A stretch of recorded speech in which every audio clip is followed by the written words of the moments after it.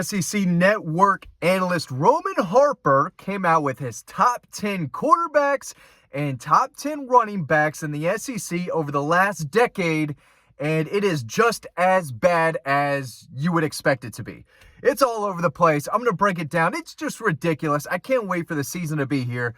Next Saturday, we get a little football, but in 2 Saturdays, we will officially be in college football season. But right now, it's still list season and crazy hot take season. And I just want to dive into how ridiculous this list by Roman Harper is. Actually, both lists are pretty just over the top, just out of this world. But we're going to start with the quarterbacks, of course, because it's the quarterbacks, right? And he got the top ones, correct, because it's hard not to, right? Joe Burrow, his 2019 season, was the best season any SEC quarterback has ever had, in my opinion. And over the last decade, obviously, 2019. So he's number one. He's got Jaden Daniels, number two. I get it. He didn't win anything, but that season he had last year was incredible. He won the Heisman Trophy. Joe Burrow also won the Heisman Trophy that year, but he at least had a national championship. So Jaden Daniels, number two, because of one season where he won the Heisman, didn't make the playoffs, didn't make the SEC championship game. Okay, number three is Tua. He is the number one Alabama quarterback on this list. And the Alabama fans who watch this channel, you're going to have to, agree to or not. There, you let me know. I would put him number one over Mac Jones and Bryce Young and Tua. So I get that, but he didn't win the Heisman Trophy. But the plays he made, especially in his freshman season, the guy was so good. And he's still really good for the Dolphins. Number three, Dak Prescott, number four. Really good quarterback. Didn't accomplish a ton as far. He didn't win anything, right? Number four, whatever. Bryce Young, number five. I get that. Stetson Bennett, number six. Now, Stetson Bennett's basically accomplished more from a championship team aspect than anyone on this list. So, and that's my next question. Where are we coming from here? Are we coming from strictly numbers? Are we coming from talent standpoint? Are we coming from what did you accomplish? Stetson Bennett, two-time national champion, put up a lot of numbers. I mean, he was a start in 2020, 2021, 2022. So he was there for a while, won a lot of games, 2 national championships, was a Heisman contender, a Heisman finalist. Number 6, probably a little too low for me. But Bryce Young there at number 5, Dak Prescott 4, Stetson Bennett 6, Jalen Hurts number 7. Jalen Hurts was a good quarterback, but I wouldn't put him ahead of Mac Jones, who isn't even listed yet. I thought that's crazy. I know it was just 1 year, but 2020 Mac Jones was a baller. That's one of the better seasons any SEC quarterback has ever had. That's right below Joe Burrow in 2019.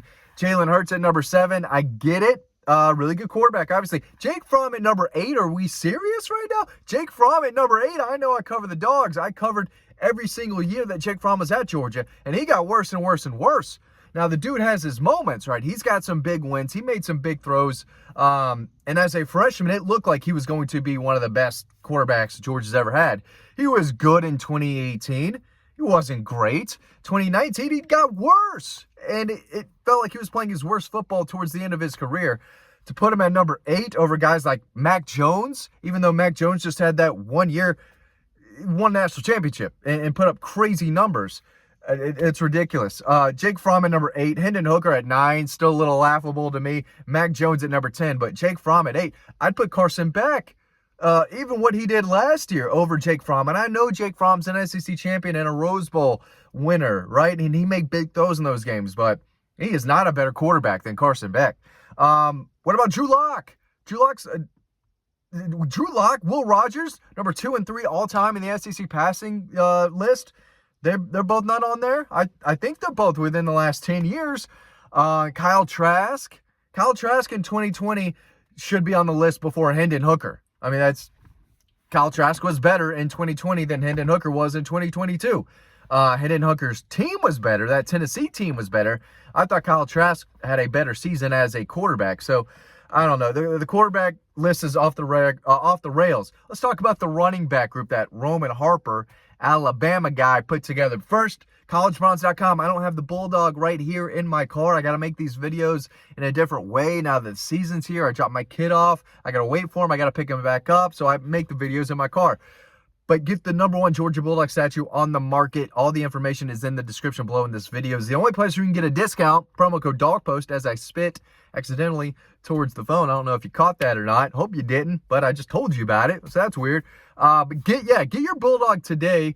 Promo code DawgPost, DAWGPOST. Okay, these are the top 10 running backs in the SEC over the last 10 years, according to Roman Harper. He's got Derrick Henry #1. I get that his numbers are not better than Nick Chubb's, but Derrick Henry is one of the best running backs to ever play the game. High school, college, NFL.